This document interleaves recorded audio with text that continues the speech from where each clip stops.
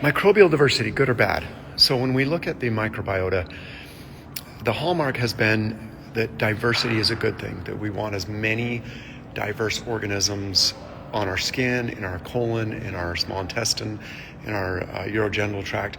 That's a hallmark. It's one of the things we measure to see how healthy an ecosystem is. And it's not simply just our gut ecosystems. It's, if you think about it, it's ecosystems across the globe. I mean, a coral reef ecosystem, a temperate rainforest ecosystem, and so forth.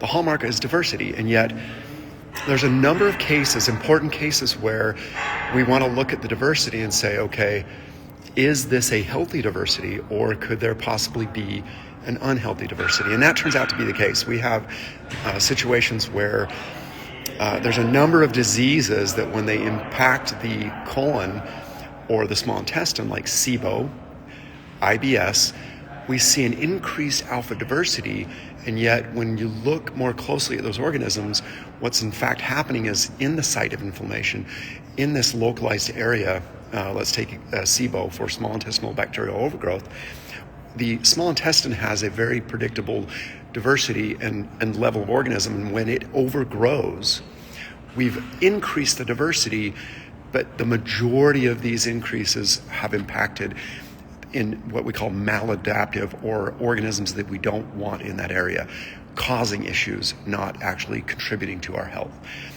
Eczema on the skin is another area where the diversity rises, generally speaking, in the site of inflammation, and yet that's not an area where the diversity is actually a beneficial diversity. It happens to be more pathogenic and harmful in nature, triggering more and more immune response and what we call tight junction breakdowns. So these are cases where diversity is not the ideal situation, in the sense that it's an unhealthy level of diversity.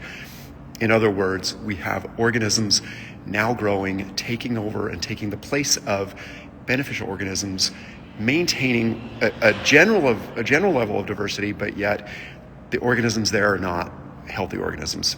Let's give it a coral reef as an example. We can have a beautifully flourishing, diverse coral reef with the food chain being the corals healthy, the invertebrates are healthy, you've got the right diversity of fish, predators, etc. And yet you can replace those with other non-healthy fish and invertebrates and predators, have just as many, but they're destroying the coral reef. And that's essentially the example of the diversity's there, but it's bad diversity. It's essentially unhealthy diversity.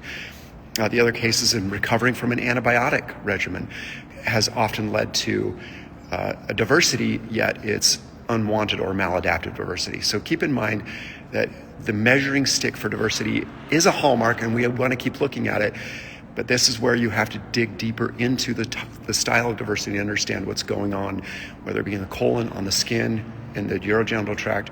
We need that diversity to be healthy, even though